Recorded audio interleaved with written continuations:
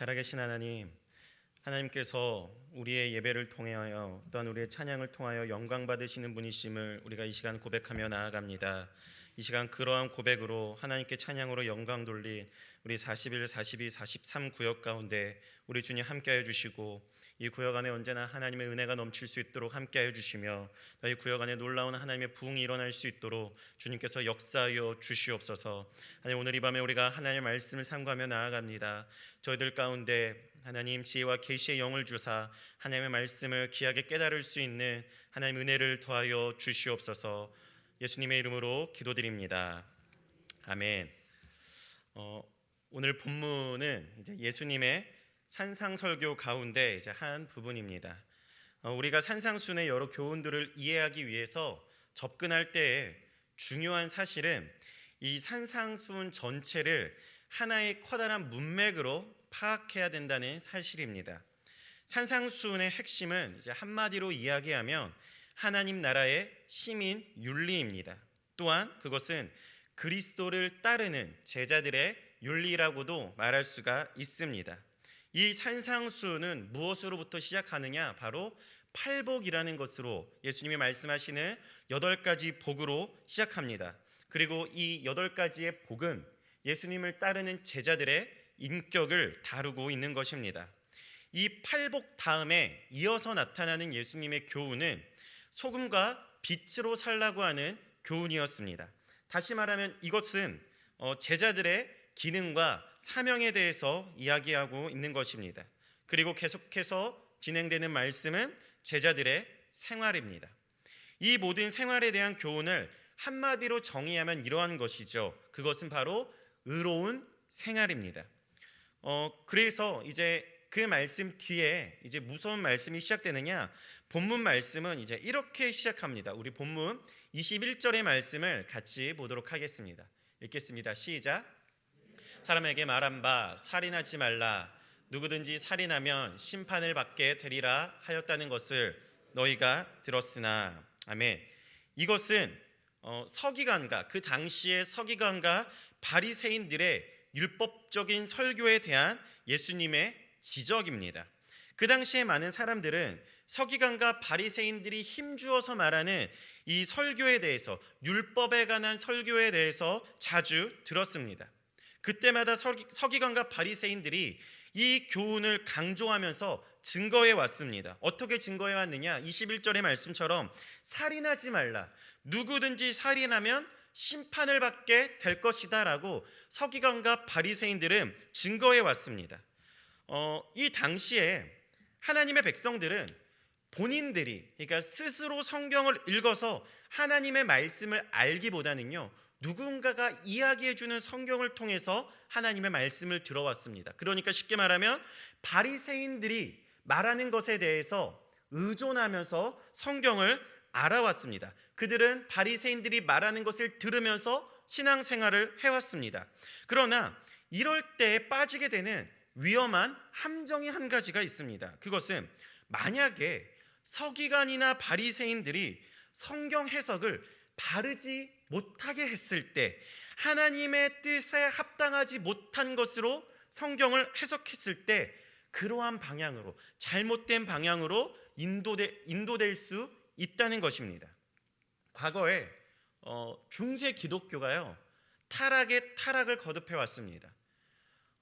그들이 타락했던 이유 중에 하나는 뭐냐면 바로 성직자들이 하나님의 말씀을 올바르게 증거하지 못했습니다. 그런데 그 성도들은요, 그 당시 교회를 다니는 성도들은 이 성경 말씀을 읽을 수가 없었습니다. 왜냐? 성경은 라틴어라는 것으로 쓰여져 있었는데 그 당시에 이 라틴어를 읽을 수 있는 사람이 극히 드물었습니다. 그리고 이 성경을 구하는 것조차 굉장히 어려웠습니다. 왜냐? 이 성경 한 권 구하려면요, 자신의 집 전 재산을 팔아야 이 성경 한 권 겨우 구할 수 있을 정도로 성경이 비쌌기 때문입니다. 그런데 그때 이 종교개혁자 마르틴 루터는 이 일반 성도들은 읽을 수 없었던 그 닫혀있던 성경에 대해서 읽기 시작하였습니다. 그런데 마틴 루터가 성경을 읽으면서 깨달은 것은 무엇이냐? 지금 자신이 경험하고 있는 기독교는요, 이 성경이 말하는 기독교와 너무나도 달랐기 때문입니다. 왜 성경이 말하는 기독교와 지금 자신이 경험하고 있는 기독교가 달랐을까요? 그것은 당시의 성직자들이 하나님의 말씀을 올바르게 전하지 않았기 때문이었습니다. 성경을 향해서 그의 눈이 열리자, 마틴 루터의 눈이 열리자 그의 세계관과 인생관은 바뀌게 되었습니다. 그렇기 때문에 우리는 이 성경을 듣는 것을 넘어서서 어떻게 경험해야 되는가, 우리가 실제로 눈으로 보면서 하나님의 말씀을 경험해야 된다는 사실입니다. 그러한 점에서 이 바리새인들의 가르침에는 틀린 점이 없었을까요? 있었습니다. 바리새인들이 말하는 이 성경 말씀에는 분명히 틀린 점이 있었습니다. 21절 말씀에서 이게 이제 우리가 간파하기는 어렵지만 바리새인들의 가르침에는 중대한 잘못이 있었습니다. 자, 예수님께서 21절 말씀에 이렇게 말씀하시죠. 옛 사람에게 말한 바 살인하지 말라. 누구든지 살인하면 심판을 받게 되리라 하였다는 것을 너희가 들었으나 라고 말합니다. 자, 예수님께서 말씀하시죠. 너희가 들었으나. 그런데 22절에 이렇게 말합니다. 나는 너희에게 이르노니 라고 말합니다. 이 문장을 연결하면 이런 것이죠. 너희가 들었으나 나는 너희에게 이르노니. 중간에 그러나가 들어가 있습니다. 그러니까 예수님께서 지금 사람들에게 하시고자 하는 말씀은 무엇이냐면 바리새인들과 서기관의 말이 잘못되었다. 그래서 내가 너희에게 말해준다라는 것을 지금 예수님이 우리에게 말씀하시는 겁니다. 그래서 이 말씀을 하시면서 더 높은 권위로서 바리새인들의 설교의 함정을 지금 예수님께서는 지적하고 있는 것입니다. 예수님은 율법의 수여자이십니다. 예수님만이 율법의 정확한 의미를 우리에게 전달해 주실 수 있는 분이십니다. 그래서 여기서 예수님께서는 서기관이나 바리새인들의 가르침 가운데 잘못된 가르침을 교정하시고 진정한 율법의 정신을 우리에게 지금 드러내 보이고자 하시는 것입니다. 우리가 이 말씀을 읽을 때 옛 율법을 버리고 예수님께서 가르치는 새로운 율법을 따라야 되는 것으로 이해하기가 쉽습니다. 그런데 저는 이제 지난 설교에서 그리스도인과 율법의 관계에 대해서 나누었습니다. 예수님께서는 이 율법을 이루려고 오셨다는 점도 저는 강조하면서 말씀드렸습니다. 그래서 여기서 예수님께서 사실 새로운 율법을 가르치시려고 하는 것은 아닙니다. 예수님께서는 옛날 가르쳐진 그 율법의 진정한 의미가 무엇이며 오늘 우리의 삶 속에서 그 옛날 율법이 어떻게 우리의 문화 속에서 우리의 삶 속에서 다시 해석되지 않으면 안 된다는 그 사실을 우리에게 지금 알려주고자 하는 것입니다. 자, 옛날 율법은 무엇라고 말씀하냐면요, 살인하지 말라라고 말했습니다. 살인하지 말라. 그런데 지금 바리새인들은 여기에 무엇을 덧붙였죠? 구약 성경에는 살인하지 말라라고 말했는데 바리새인들은 여기에 덧붙였습니다. 누구든지 살인하면 심판을 받게 될 것이다. 누구든지 살인하면 심판을 받게 될 것이다. 이 문장은요, 구약 성경에는 없습니다. 구약 성경은 아주 짧게 말합니다. 살인하지 말라. 그런데 바리새인들이 여기에 본인들의 해석을 덧붙였습니다. 누구든지 살인하면 심판을 받게 될 것이다 라고 덧붙였습니다. 이것은 하나님의 말씀이 아니라 단순히 바리새인적인 해석이었습니다. 누구든지 살인하면 심판을 받게 되리라. 여기서 심판은요, 하나님의 심판을 뜻하는 것이 아닙니다. 그러한 말이 아니라 그냥 세상의 법정에서 심판받을 것이다. 세상의 법정에서. 그러니까 이 말씀은 이러한 뜻이죠. 살인하지 말라. 누구든지 살인하면 이 세상의 법정 가운데 서서 너희가 그 법정에서 심판을 받게 될 것이다. 이러한 뜻을 가지고 있습니다. 그런데요, 이 해석은요, 율법의 정신을 굉장히 왜곡시키고 있다는 것입니다. 또한 율법을 지키는 우리의 동기를 고상한 수준에서 굉장히 저급한 수준으로 끌어내리는 말씀이라는 것입니다. 여러분, 우리가 왜 살인하지 말아야 됩니까? 바리새인들의 이유를 따르자면 감옥에 가지 않기 위해서, 사람들에게 창피함을 당하지 않기 위해서, 사람들에게 정죄받지 않기 위해서 살인하지 말라고 이야기합니다. 여러분, 감옥에 가지 않기 위해서 살인하지 않으려고 지금 노력하고 계십니까? 단순히 감옥에 가지 않기 위해서 살인하지 않는 것이 우리가 그 말씀을 지키는 혹시 동기가 되고 있지는 않습니까? 아니면 우리는 더 높은 권위이신 하나님의 계명과 그 하나님의 말씀을 순종하려고 그 거룩한 열망을 가지기 위해서 우리가 하나님의 말씀을 받고 있지는 않습니까? 우리가 어떠한 동기를 가지고 하나님의 말씀을 순종하며 나아가야 되는지 우리는 잘 살펴야 된다는 것입니다. 내가 살인하면 감옥에 끌려가고 그렇게 되면 사람들에게 창피를 당하고 이것이 말씀을 순종하며 사는 우리의 삶의 동기가 되면 안 된다는 것입니다. 재판을 받지 아니하려거든, 감옥에 가지 아니하려거든 율법을 지키고 또한 살인하지 말라. 이것이 확실히 하나님의 의도하신 말씀을 상당히 저급한 수준으로 끌어내렸던 것이었습니다. 여기에 바리새인들의 잘못된 성경의 해석이 있다는 것입니다. 오늘날 우리가 살인하지 말라는 이 하나님의 말씀을 순종해야 될 진정한 이유는 무엇인가요? 바리새인들이 말하고 있는 이유는 진정한 이유가 아닙니다. 그렇다면 우리가 진정으로 하나님의 말씀에 순종해야 되는 동기는 무엇이냐? 오늘 본문은 두 가지로 강조하고 있습니다. 첫째로 우리는 율법의 정신을 진심으로 따르고자 하는 동기에서 율법에 순종해야 된다는 것입니다. 바리새인들은요, 단순히 이 율법을 그냥 율법의 문자 자체를 지키기 위해서, 이 율법의 문자 하나하나를 수호하기 위해서 이 율법을 지켜나갔습니다. 그렇게 노력하고 애썼습니다. 그러나 그들은 그 정신을 이해하지 못했다는 것이죠. 그들은 단순히 다음과 같이 생각했습니다. 성경에 살인하지 말라고 했는데 나는 현재까지 살인한 적이 없다. 그러니까 나는 율법을 깨트린 적이 없다. 율법을 어긴 적도 없다. 그렇기 때문에 나는 법을 지키면서, 율법을 지키면서 살아가는 선량한 하나님 나라의 시민이다 라고 그들은 생각해왔습니다. 이것이 그들이 가지고 있는 율법에 대한 접근이었습니다. 그러나 그들은 이렇게 생각하면 안 된다는 것이죠. 우리는 어떻게 생각해야 됩니까? 살인하지 말라, 아니 내가 사람을 죽이지 말라는 이 말씀에 순종하기 위해서는 어떠한 태도로 사람을 대해야 되는가? 어떠한 태도로 인간관계를 맺으면서 살아가야 되는가? 우리는 이러한 맥락에서 하나님의 말씀을 생각해야 된다는 것입니다. 그래서 그들은 예수님께서 본문에서 말씀하신 미움이나 증오를 품는 그런 정신적인 살인을 계속해서 하고 있으면서도 지금까지 자기는 육체적으로 살인한 적이 없다라고, 그러니까 나는 법을 깨트린 일도 없고 나는 감옥에 간 일도 없고 재판받을 일도 없고 그러니까 나는 율법을 지금까지 잘 지키고 왔다라고 그들은 착각하면서 생각했던 것입니다. 그러나 사실상 그들은 마음속으로 그 율법들을 깨트리고 있었고 주님 보시기에는 그들이 단순히 위선자로밖에 보일 수 없었다는 것입니다. 다시 말하면 그들은 형식의 이름으로 내용을 말살하고 있었던 것이었습니다. 우리 고린도 후서 3장 6절의 말씀을 같이 보도록 하겠습니다.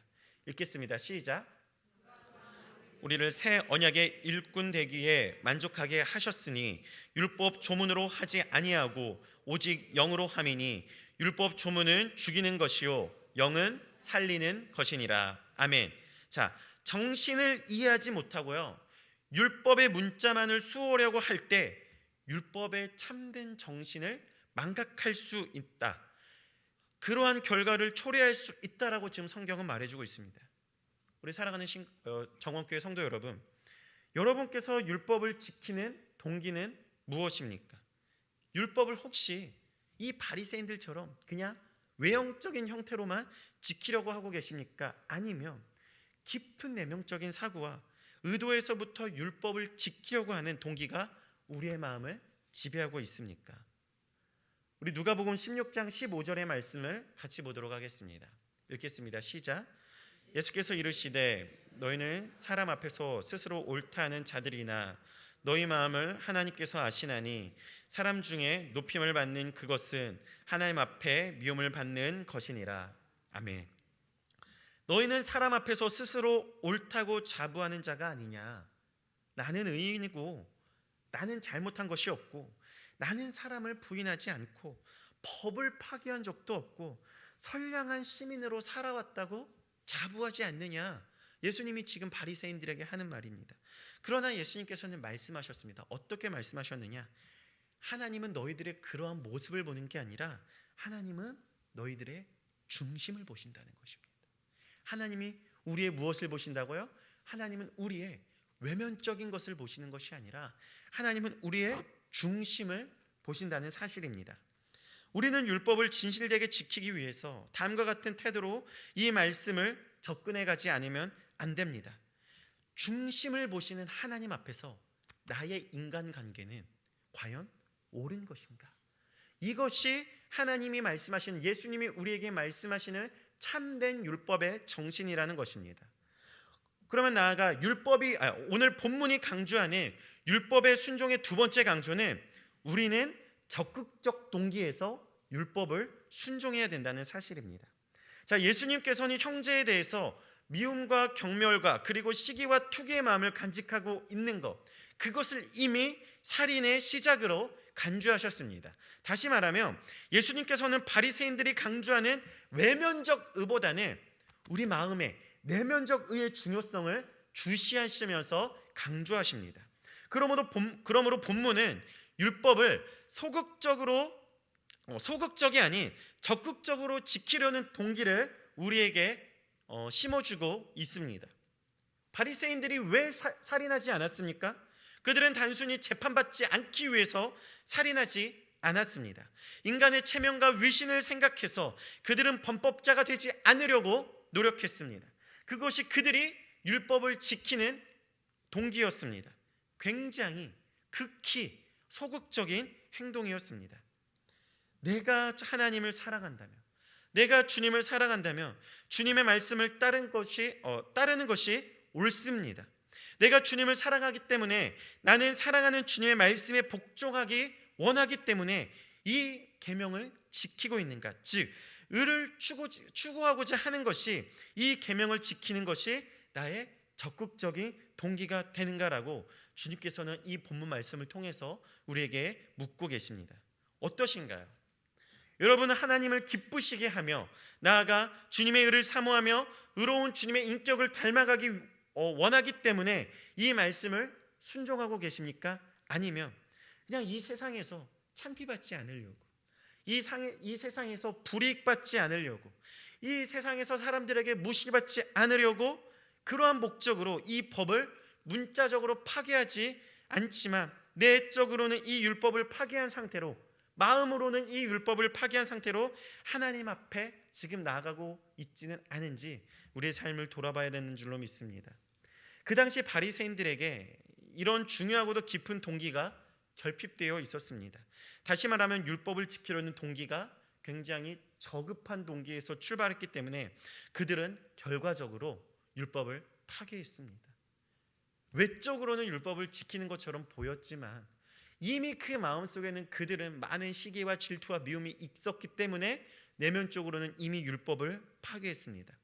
그러면서도 그들은 지금 자신들이 율법을 잘 지키고 있다고 착각하고 있었던 것이었습니다.